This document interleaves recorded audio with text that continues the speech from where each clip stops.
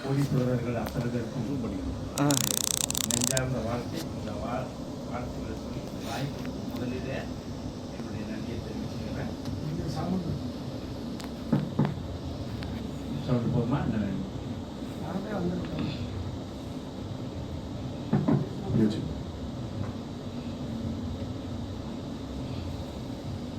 இப்போ என்னை பற்றி பேசுனது நீங்கள் கை தட்டினது இதெல்லாம் என்னன்னா என்னை உற்சாகப்படுத்துறதில்ல, இந்த வாய்ப்பை நான் பயன்படுத்தியதுக்காக கிடைச்ச அங்கீகாரம்.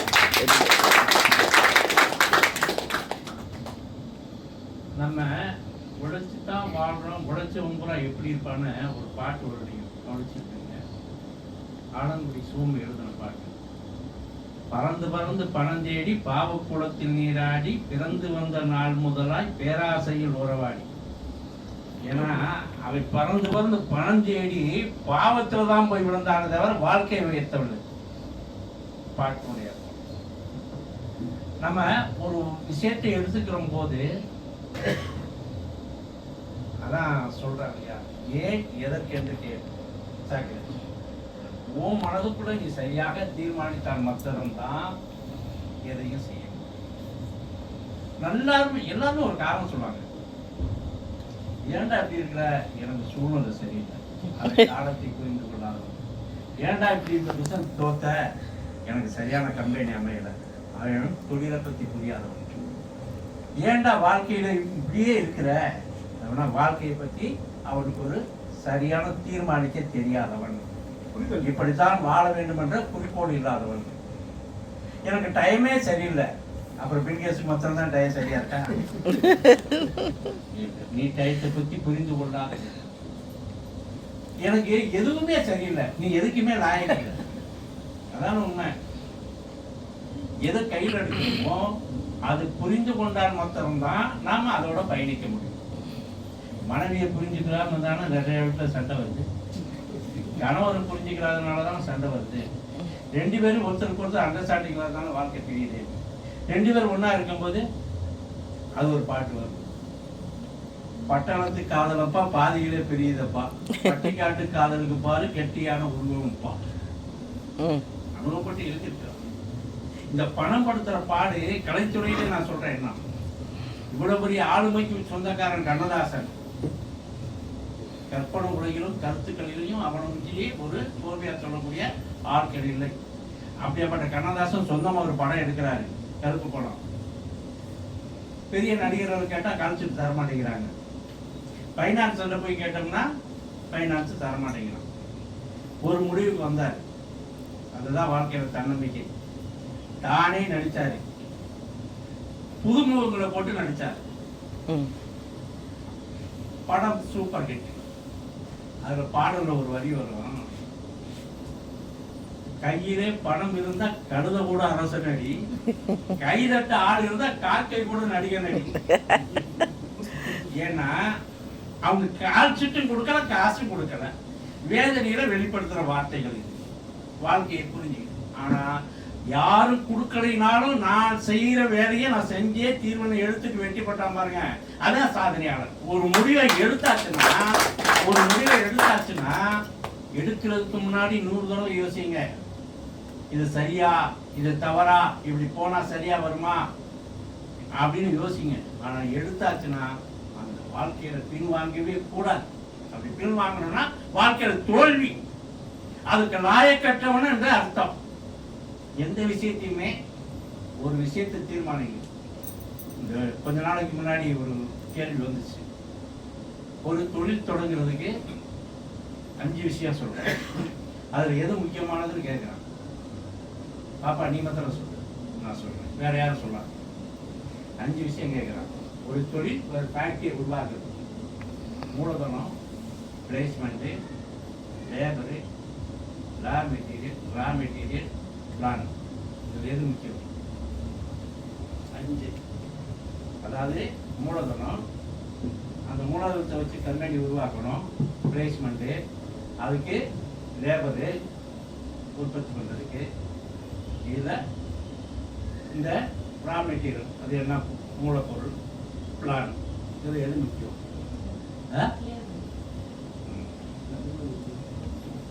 பிளான்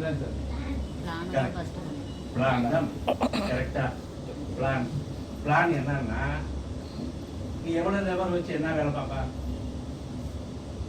உன்னுடைய பணம் எவ்வளவு இருக்குதோ அதுக்கு தகுந்த மாதிரி, எவ்வளவு பணம் இருக்குதோ அந்த பணத்துக்கு தகுந்த மாதிரி நீ பிளான் பண்ணணும். அதான் பிளான். அந்த பிளானு இவ்வளவு பணத்துல, இவ்வளவு இடத்துல, இவ்வளவு லேபரை வச்சு, இவ்வளவு உற்பத்தி பண்ணி, இவ்வளவு தேய்க்கணும், இதுக்கு அத்தனையும் சேர்ந்துதான் பிளான். அப்ப எதை ஒண்ணு பண்றீங்களோ, வடிவேலு சொல்லுவேன், அது வந்து காமெடியா இருக்கும், எதையும் பிளான் பண்ணி செய்யணும் அப்படி ஒரு இதா சொல்லுவான். அது கூட காமெடி கூட பிளான் தான். அப்ப எதையுமே முன்னாடி யோசிச்சு ஒரு பிளான் பண்ணி, அந்த பிளான் நமக்கு சரியா வருமா, நமக்கு அதுல சக்தி இருக்குதா, நாம இதனால இதை செய்ய முடியுமா. முதல்ல சுய பரிசீலனை. எந்த விஷயத்தை நீங்க தொட்டாலும், எதை போய் செய்யணும்னாலும் முதல்ல சுய பரிசீலனை பண்ணிக்கிறோம், நமக்கு அந்த சக்தி இருக்குதா. எனக்கு வயசு 66. நான் என்ன போய் 10ஆம் கிளாஸ் படிச்சுட்டு காலேஜ் முடிச்சுட்டு போய் வேலை கட்டா யாரும் கொடுப்பாங்களா? அப்ப என்னைய பத்தி நான் புரிஞ்சுக்கிட்டேன்னா இனிமே அது நடக்காது. திடீர்னு பார்த்துட்டு எனக்கு ஒரு மோகம் வந்து, இனிமே நான் ஒரு பிள்ளைய காதல் பண்ணணும்,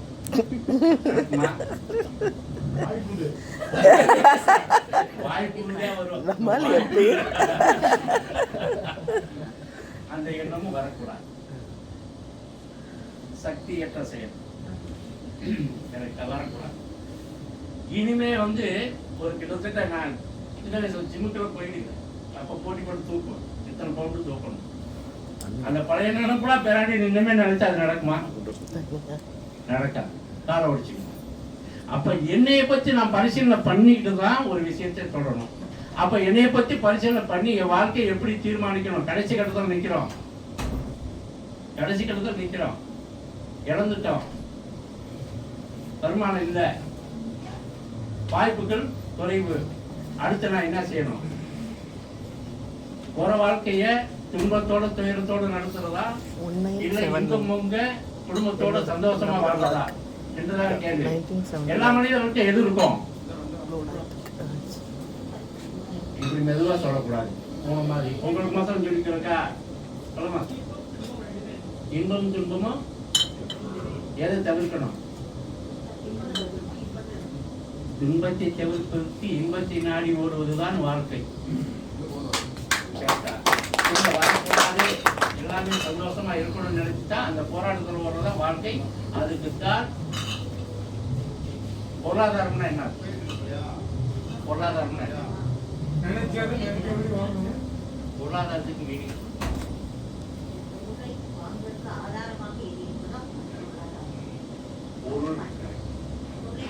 பொருளாதாரம் இல்ல, அது பொருளை தாரமாக்கிடுவாங்க. இல்ல, பொருள் ஆதாரம். ஒரு பொருளை வாங்குவதற்கு ஆதாரம் வாங்க. என் வாழ்க்கையை நான் தீர்மானிக்கிறதுக்கு எனக்கு எது ஆதாரம் வேணும்? இன்னைக்கு சூழ்நிலை பொருளாதாரம். அப்ப பொருளாதாரத்தை தேடி ஓடும் போது எங்கேயாவது பள்ளமேடா தேடி, அதாவது அருமையா சொல்லுவான், கொள்கையற்ற குறிக்கோளற்ற வாழ்க்கையும் வெட்டி விடாத புரோட்டன்ஸும் ஒழுக்கம் தராதுன்னு சொல்லுவாங்க.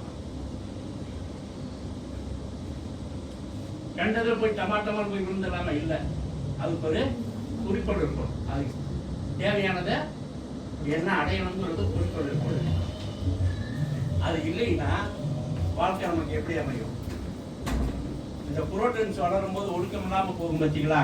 அந்த மாதிரி வாழ்க்கை. ஒழுக்கமான வாழ்க்கைனா நான் எனக்குள்ள ஒரு கட்டுப்பாடு, நான் தேடி ஓடணும். நான் இன்னொருத்தருக்கு பதில் சொல்ற மாதிரி இருக்கக்கூடாது. இந்த வயசுக்கு அப்புறம் இன்னொருத்தங்கிட்ட நான் என்னுடைய வாழ்க்கையினுடைய அனுபவத்தை சொல்லலாம், ஒரு ஆசீர்வாதம் பண்ணலாம், ஒரு நல்ல கருத்து சொல்லலாம், ஏத்துக்கிற மாதிரி. ஆனா அவன் என்னைய கோலா சொல்றது மாதிரி வாழ்ந்துட்டு அந்த வாழ்க்கைக்கு அர்த்தம் இல்லை. அர்த்தம் இல்லை. இந்த வாழ்க்கைக்கு, எந்த வாழ்க்கைக்கும் எல்லா மனிதனுக்கும் இன்னொரு மனிதன் இன்னொருத்தர கோலா சொல்லக்கூடாது. ஒரு சரி சார்ந்து வாழணும். தம்பி, ஒவ்வொரு மனிதனுக்கும் முதல் ஆசிரியர் யார்? முதல் ஆசிரியர், ஒவ்வொரு மனிதனுக்கும் முதல் ஆசிரியர் யார்? அப்பா, பெற்றோர். பெற்றோர், அவ்வளவுதானா? இதை மாட்டுக்கிறது இருக்கா? இல்ல. ஒவ்வொரு மனிதனுக்கும் முதல் அனுபவம் தான் முதல் ஆசை. உங்களுக்கு நாலேஜ் தான் என்னுடைய ஆசை. உங்களுக்கு நாலேஜ் இல்லைன்னா அனுபவம் தான் முதல் ஆசிரியர் ஒவ்வொரு மனிதனுக்கும். அந்த அனுபவத்தை கற்றுக்கொண்டு உள்ள வரணுங்கிறதுல அந்த அனுபவ தேடல் தான் இது. இப்போ நெக்ஸஸ் கூட நான் வந்திருக்கிறேன், உங்களை எல்லாம் கூப்பிட்டுருக்கிறேன், நீங்கள் வந்துருங்க, இதை பார்ப்போம் அப்படின்னு சொல்றது ஒரு அனுபவத்தினுடைய நல்ல வெளிப்பாடு. இதில் அடைஞ்ச பலன், இதில் வந்ததனுடைய நோக்கம். இந்த வயசுக்கு அப்புறம் கலெக்டருக்கு எவ்வளோ சார் சம்பளம்? 2 லட்சம். ஏன் சார் இவ்வளோ சோர்வா இருக்கீங்க? கலெக்டர்னா நமக்கு ஆக முடியும் கவலையா? கலெக்டருக்கு எவ்வளோ சம்பளம்னா இப்படி உட்காந்துருக்கிறேன். 2 லட்சம். கோச்சுக்கிறாம உண்மையை மறைக்காம இந்த மாசம் உங்களுடைய வருமானம் இந்த மாசம் இப்போ வரைக்கும் போன மாசம் ஏப்ரல் மாசம் மே மாசம் என்னோட வருமானம் வந்து 1,17,000. என்னுடைய வருமானம் 2,40,000 ரூபாய்.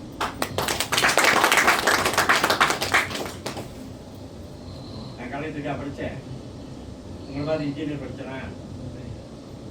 தற்கொலை நான் அதுக்காக அரசியல் போயிடாங்க தவறு செஞ்சு.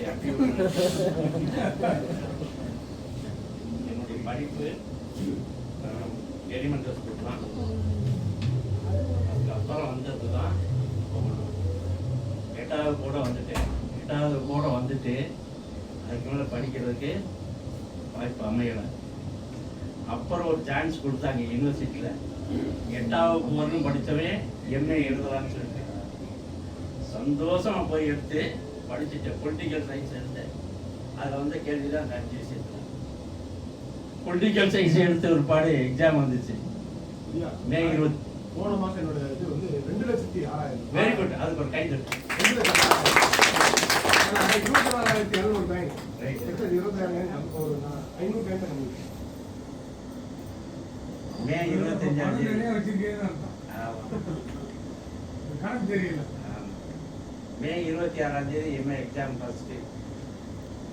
என் தகப்பனார் பார்த்தாரு, ஏண்டா வாழ்க்கையோட படிக்கக்கூடாதுன்னு வச்சிருந்தேன், என்னை மீறி நீ படிக்கிறேன். 25ஆம் தேதி இறந்துட்டேன். மே 25ஆம் தேதி என் தகப்பனார் காலமானார். 26ஆம் தேதி எக்ஸாம். நான் திருப்பி படிக்கலாமா? ஆசைகள் நிறைவேறல, நினைச்சது மாதிரி நிறைவேறல. அதுக்காக கை விட்டுருவோமா? அதுக்காக பின்வாங்கிடுவோமா? இல்லை. காரணம், எனக்கு சரியான வழி தேடல்ங்கிறது ஒன்று எப்பயுமே இருந்துக்கிட்டே இருக்கும் மனசுக்குள்ள ஒரு தேடல். அதில் சார் கூட எல்லாம் நான் ரொம்ப பயணம் பண்ணியிருக்கிறேன். சார் வந்து வோடாஃபோனில் அப்போ மேனேஜராக இருந்தார். அவர்லாம் எங்களுக்கு சில ஏற்பாடுகள்லாம் பண்ணி கொடுத்தாரு. நிறைய ஓடிக்கிட்டு இருந்தோம். சரியான வழியில் நண்பராக இருந்ததுனால தான் இத்தனை வருஷமாக நாங்கள் சரியான வழியில் போகலைன்னா இந்த தொழிலுக்கு மூலதனமே, இந்த பிஸ்னஸ்க்கு மூலதனமே நம்மளுடைய ஒழுக்கம், நம்மளுடைய நாணயம், மற்றவங்க வெளியே போகணும். இவர் இப்போ 2,10,000 ரூபா சம்பாதிச்சிருக்கிறோன்னா சரியான வழியை சொன்னதுனுடைய சரியான வழியை அனுபவிச்சதுனுடைய தவறான இதில் போனோம்னா எத்தனை நாள் ஆகும்? வராது.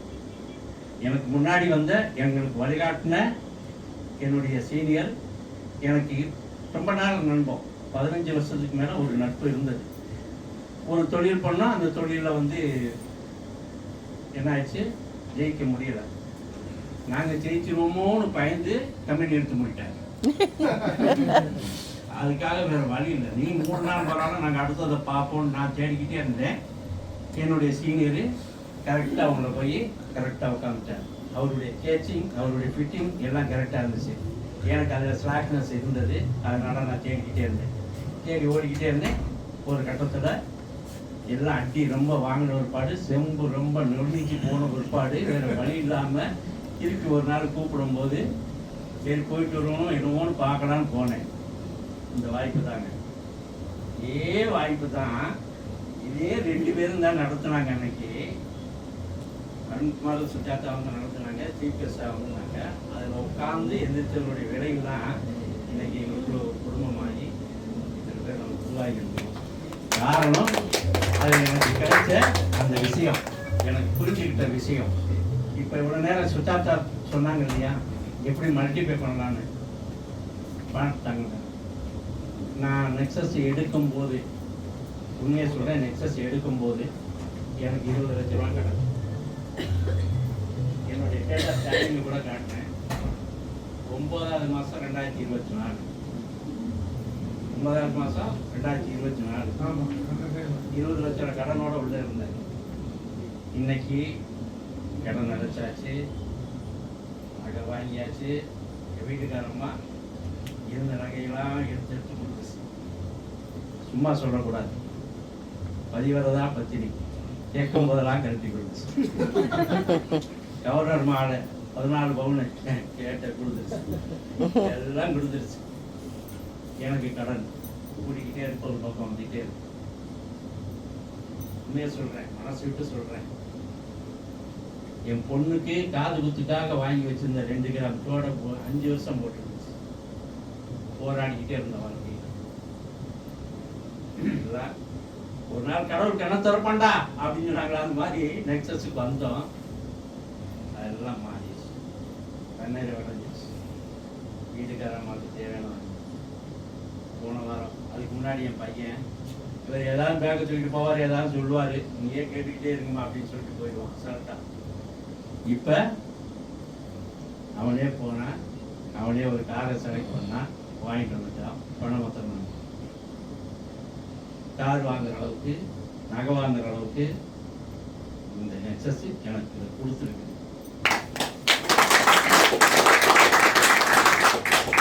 காரணம், நெக்ஸஸை நான் பயன்படுத்தினேன். அதுல இருக்கிற பிளான் என்னங்கிறத நான் புரிஞ்சுக்கிட்டு அதுல டிராவல் பண்ணேன். அதனுடைய வருமானம் எனக்கு இன்னைக்கு பலனை கொடுத்தது. எல்லாரும் வந்திருக்கிறாங்க, வர்றாங்க, இன்னைக்கு உட்கார்ந்து கேட்கிறோம். ஆனா இது எந்த அளவுக்கு பலன் கொடுத்துருக்கு அப்படின்னா, இவர் என்னோட வந்தாரு, இன்னும் பலனை முழுசு அனுபவிக்கல. காரணம் என்ன தெரியுமா? இவர் 2 பக்கம் போறாரு. ஒரு தண்டவாளம், ரயிலுங்கிறது 2 தண்டவாளத்தில் தான் போகணும். ஒன்று ஏற்றம், ஒன்று இறக்கமாக இருந்துச்சுன்னா என்ன ஆகுது சிஸ்டர்? கவுந்து, வாழ்க்கையே கவுந்து. அது மாதிரி தான் ஒரு இண்டஸ்ட்ரியில் இருக்கணும், இன்னொன்று அடுத்ததையும் தேடி வச்சுக்கணும். பாதுகாப்பான விஷயம். ஒன்றை மாத்திரமே நான் ஜெயிச்சுட்டு எனக்கு வாழ்க்கை பூரா போதுன்னு நினைச்சவன் பூராமே டிமானிசேஷன் அடி விழுந்து ஓடி ஒளிஞ்சு காணா போனவன் எத்தனை பேர் இருக்கிறான். அதுல ஓகோன்னு இருந்தா அதுல நான் பாதிக்கப்பட்டவன் தான். அதனாலதான் சொல்றேன், எப்பயுமே நீங்க என்ன தொழில் பண்ணாலும் சரி, எவ்வளவு வருமானம் வந்தாலும் சரி, எத்தனை கோடி உங்களுக்கு அசட் இருந்தாலும் இன்னொரு சைடு வருமானத்தை ஏற்படுத்தி கொள்ளுங்கள். அது இருந்தா மாத்திரம்தான், 2 தண்டவாளத்துல போகும்போது மாத்திரம்தான் ட்ரெயின் எப்படி பாதுகாப்பா இருக்குமோ, வாழ்க்கையினுடைய எதிர்காலம் நமக்கு பாதுகாப்பா இருக்கணும்னா நிச்சயமாக 2 தண்டவாளத்துல போறது மாதிரி இருக்கணும். வாழ்க்கையை நம்ம அமைச்சுக்கிறது அப்படிதான் இருக்கணும். எதிர்காலத்துல போராட்டங்கள் நிறைய இருக்கும். அந்த போராட்டத்துல பாதிப்புல இன்னைக்கு ஏன் அப்பா மகனுக்கு சண்டை வருது?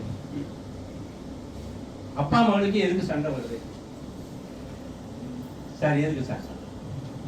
அப்பாவுக்கும் ஃபைனான்ஸ் தான். அது எந்த மாதிரி?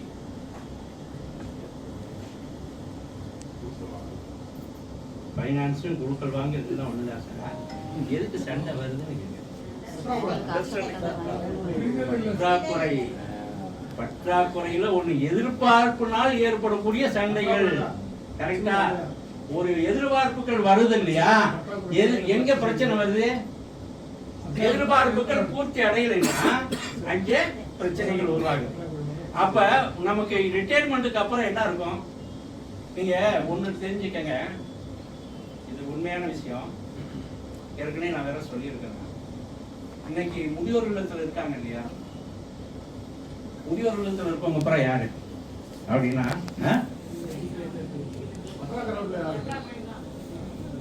முதியோர்னாலே வயசான பூவும் புஷ்பம் மாதிரி. முதியோர்னாலே அதான். எதுக்கு இங்க போய் உட்கார்ந்துருக்காங்கன்னா, அவங்களாம் பாத்தீங்கன்னா முன்னாடி பெரிய ஆபீசரா இருந்திருப்பாங்க, ஆனஸ்ட் ஆபீசரா இருந்திருப்பாங்க. அப்ப வீட்டுல வந்து சொல்லுவாங்க, அந்த டேபிள் மாதிரியே இருக்கும். ஆபீஸ்ல கேட்பாங்க, நான் என்ன சொன்னேன்? நான் சொன்னது செஞ்சியா? நான் சொன்னது ஏன் செய்யல? ஏன் நான் சொல்றதை நீ கேட்க மாட்டேங்கிற? ஆனஸ்ட் அந்த தொழிலில் அந்த இதில் கேபிள் ஒர்க்கு அதே மைண்டு தான் வீட்டில் இருக்கும். வீட்டில் வந்தானே என்ன செய்யறான், ஏன் அது போகல, ஏன் இதை பார்க்கல, இதெல்லாம் கேட்பாங்க. இது பூரா வீட்டில் அப்போ ஏற்றுக்குருவாங்க. டியூட்டிக்கு போகிறாரு, அவரை வச்சு தான் சம்பளம், அவரை வச்சு தான் நம்ம வாழ்க்கை. மனைவியும் அதை ஏற்றுக்குருவாங்க. கொஞ்ச நேரம் தானே, இப்போ கத்திட்டு ஆஃபீஸ் போயிடுவார், அப்புறம் கொஞ்சம் ஃப்ரீடம் ஆகிடும் அப்படின்னு சொல்லிட்டு சகிச்சுக்கிடுவாங்க, ஏற்றுக்குருவாங்க. ஆனால் இதெல்லாம் பார்த்துட்டு ரிட்டையர் ஆன பிற்பாடு வீட்டில் உட்காருவாங்க பாருங்க. வீட்டில் உட்காரும் போது அப்பத்தான் ஆரம்பிக்கும். மனுஷன் கொஞ்ச நேரம் கத்திட்டு ஆஃபீஸ் போயிடுவாரு, இப்போ பக்கத்துலேயே உட்காந்து நோய்கிறாருன்னு அப்பத்தான் ஆரம்பிப்பாரு. அப்புறம் தான் சொல்லுவேன் பையனை கேட்டு, ஏன்டா சொல்லலை? அப்பா அவங்க வேலை மாத்திரம் பாரு, எனக்கு தெரியும். அது வந்து அங்கே தான் வளர்ந்துருப்பான். காரணம், அப்புறமேல அவர் பிரயோஜனம் ஆக மாட்டார். அப்புறமேல அவரை வச்சு செய்ய முடியாதுங்கிற முடிவுக்கு வந்த ஒரு பாடத்தை எதிர்த்து பேசுறேன். நடக்குதா? நடக்குதா?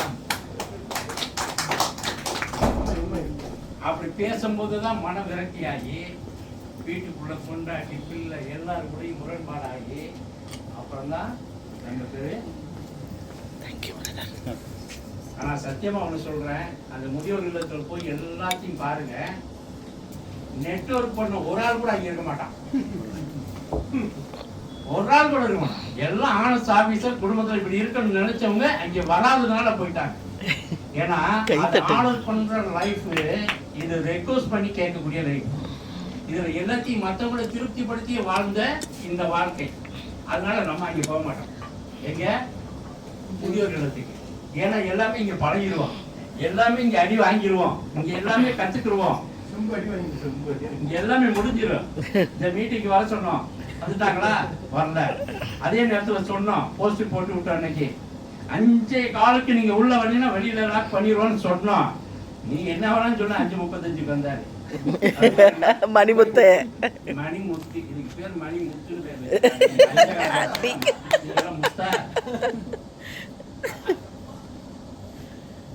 அப்புறமேல பார்த்தாங்க, போன போதும் கூப்பிட்டாலே நம்ம வந்துடுவோம். கடைசி நாள் 2 பேரும் வந்துட்டாங்க. அது என்னன்னு கேட்டு போயிடுவான். அந்த மீட்டிங் வரமோ இல்லையோ அவர் கூப்பிட்டாங்கிறதுக்காக அவர் திருப்திக்காக வந்துடுவான். அதானே சார் வாழ்க்கை? அதானே வந்தீங்க? 5:15 உங்களுக்கு தெரியும்ல? இல்ல, எனக்கு மீட்டிங் தெரியாது. உங்களுக்கு தெரியாதா? எனக்கு ஒரு ஃப்ரெண்ட், அவருக்கு தெரிஞ்சிருக்குது. ஆனா அவர் உங்களுக்காக டைம் வேஸ்ட் பண்ணிட்டார். வாழ்க்கை இப்படிதான் ரொம்ப பேர் இழக்கிறோம். ஜேம் கால் சொன்னாரு, கப்பலூர் வந்து பைக்ல வர்றது ஒன்றும் தப்பே கிடையாது. இதே ஒரு ஃப்ளைட்டுக்கு போகும்போது நாங்கள் அங்கிருந்து வர்றதுக்கு தவறு, ஃப்ளைட்டு போயிடுச்சுன்னா ஒத்துக்குவானா? வாழ்க்கை பயணம் என்பது திட்டமிடப்பட வேண்டும்.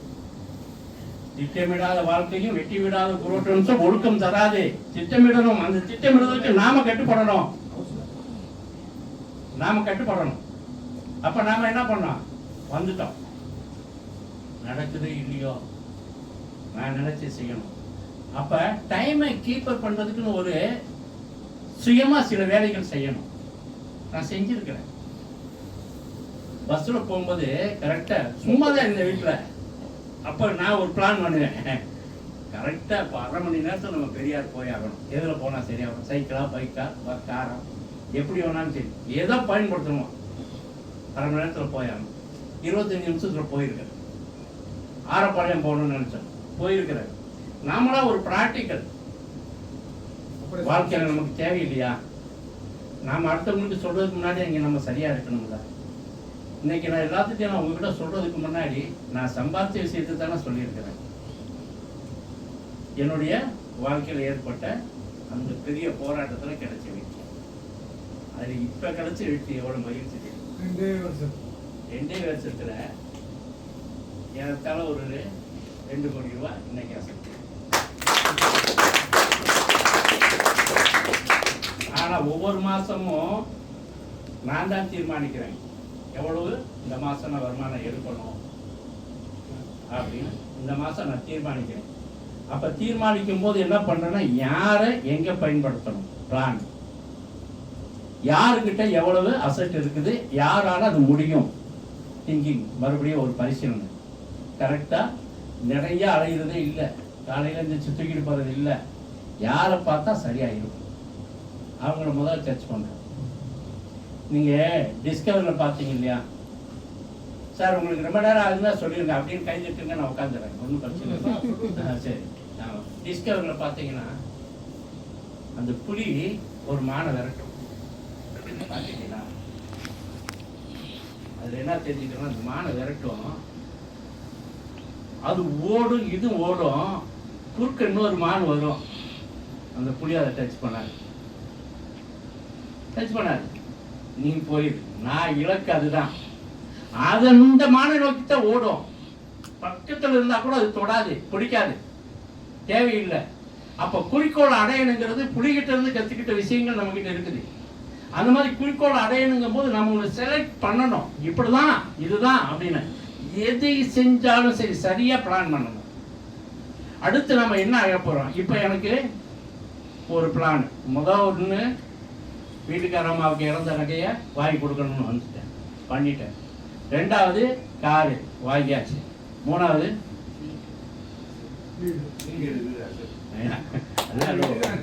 மூணாவது அதுக்கு ஒரு நிர்ணயம் பண்ணியிருக்கேன்.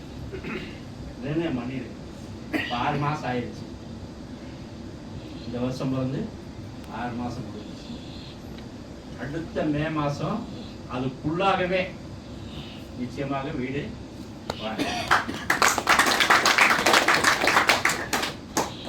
எவ்வளவு சந்தோஷம். நான் வீடு வாங்கணும்னு சொன்னேன், அப்பவே சந்தோஷம். இதுதாங்க உறவு, இதுதான் நட்பு, இதுதான் ஃபேமிலி, இதுதான் குடும்பம், இதுதான் பிசினஸ். அப்ப பிளான் பண்ணனா நான் என்னுடைய இலக்கு என்னன்னா அதை நோக்கி தான் நான் இப்ப போக போறேன், வீடு வாங்குறது. அப்ப வீடு வாங்கினா எவ்வளவு ரூபாய்க்கு வாங்கணும்? அப்பா இப்போ உள்ள இந்த லைஃபுக்கு எவ்வளவு ரூபாய்க்கு வீடு வாங்கினா நல்லா? 70 லேக், 700 லட்சம் ரூபாய். அப்படியா? இல்ல, நான் பிளான் பண்ணிருக்கேன் 1 கோடி. நீ 50 கோடி சொன்ன.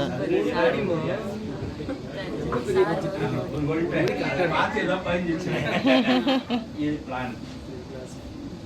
இப்போ ஒவ்வொரு மனிதருக்கும் நீங்க ஒரு பிளான் பண்ணீங்கன்னா அதை நோக்கி போக ஆரம்பிச்சீங்கன்னா சாதனை உங்க பின்னாடி வரும். உண்மையா இல்லையா? நைனா வந்து வர்றதுக்கு முன்னாடி ஒரு பிளானோட வந்திருக்கிறார். உண்மையிலே ரொம்ப பாதுகாப்பு நம்ம பின்பற்றணுங்கிற மாதிரி. எனக்கு இந்த காரியத்தை செய்யணும், எனக்கு இவ்வளவு வருமானம் வேணும், நான் என்ன செய்யணும்?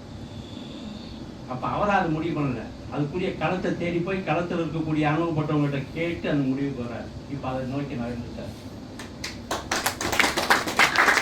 அடுத்த மீட்டிங்ல அவர் பேசுவார், நான் என்ன முடிவு பண்ணேன், என்ன செஞ்சிருக்கேன். ஒவ்வொரு பிளான் தான் கேட்கும். அப்ப ஒரு ஆசைப்படணும். சத்தியமா சொல்லுங்க, ஆசைப்படாம எது கிடைச்சாலும் அதனுடைய மதிப்பே இருக்காது. உண்மையா இல்லையா? பசி எடுக்கும் போது பழைய சோறு கூட பிரியாணியா தெரியும். உண்மையா? பசி இல்லாத போது பிரியாணியை கொடுத்தா கூட நஞ்சா தெரியும். உண்மையா இல்லையா? வேணாம் ப்ரோ, அதுவே தின்னாலும் அது சனிக்காம தான். என்ன அப்ப ஆசைப்படணும். ஆசைப்படும் போது அது கிடைக்குது பார்த்தீங்களா? அதுல கிடைக்கிற இன்பம், அதுல கிடைக்கிற அந்த சந்தோஷம் எதுவுமே கிடைக்காது. அந்த குழந்தைய ஓடி வரும்போது தூக்கி கொஞ்சிற மாதிரி ஒரு கனவு கொண்டு கொஞ்சம் பாருங்க, அதுதான் சந்தோஷம். நாம இதை அடையணும்னு நினைச்சு அதுக்கான ஆசைப்பட்டு ஒரு முயற்சி பண்ணும்போது அடைஞ்ச விற்பாடு அப்படி நின்று ரசிப்ப பாருங்க, அதுதான் சந்தோஷம். சந்தோஷங்கிறது விலை கொடுத்து வாங்குறது இல்லை, நம்ம அனுபவிக்கிறதுக்காக நம்ம உருவாக்கிக்கிறது. அந்த உருவாக்கணும், அந்த தேடல், அந்த விஷயம். சத்தியமா சொல்றேங்க, இந்த வயசுலயும் என்னால ஒரு பிளான் பண்ண முடியுது. அந்த பிளானை வச்சு நான் வாழ்க்கையை வந்து டெவலப் பண்ண முடியுது. இன்னும் இந்த வயசுக்கு மேல மற்றவங்களுக்கு என்னால உதவி செய்ய முடியுதுன்னா அதுக்கு ஒரே காரணம் நெக்ஸஸ் தாங்க. நெக்ஸஸ் கம்பெனி கொடுத்த பிளான், நெக்ஸஸ் அள்ளி கொடுக்கல, அந்த பிளானை கொடுத்துருக்கு. அந்த பிளானை மொத்தம் ஒவ்வொரு நேரமும் நான் வாட்ச் பண்ணிக்கிட்டே இருக்கேன். என்னால் இவங்க அளவுக்கு என்னால் டீட்டெயிலாக பேச தெரியாது, உண்மையை சொல்றேன். ஆனால் அவங்க கொடுத்த பிளானை மொத்தம் என்னால் ஊடுருவி உள்ளே போய் பார்க்க முடியும். அதுக்குள்ளே எப்படி ட்ராவல் பண்ணணும், என்ன செய்யணும், அதுக்கு என்ன வாய்ப்பு, அது எங்கே தேடணும், யாரை பேசணும், எல்லாம் பண்ணிடுவேன். இந்த மாதம் அடுத்த மாதம் இலக்கு, இந்த மாதம் 40,000 காயின், போன மாதம் 30,000 காயின் எண்ணி பண்ணியிருக்கிறேன்.